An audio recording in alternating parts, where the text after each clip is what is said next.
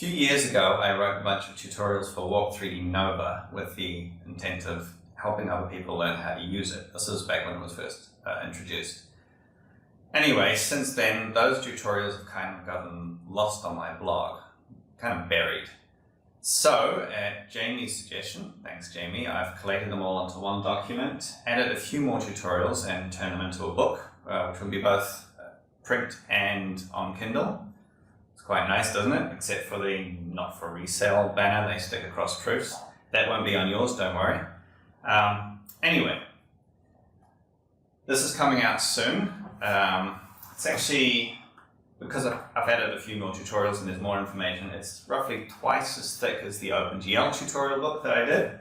In fact, it's roughly as thick as the OpenGL tutorials and the graphics primer, because a lot of what's in here is in here too. So this will be available soon. As I said, both Kindle and physical copy, whichever you prefer.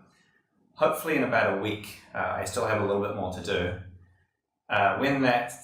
When it's released, I'll have an introductory offer, so a special price for 48 hours. So keep an eye out for my email if you're on my mailing list, and if you're not, find the sign-up form on my blog and sign up for updates, and then you'll know when it happens. See you then.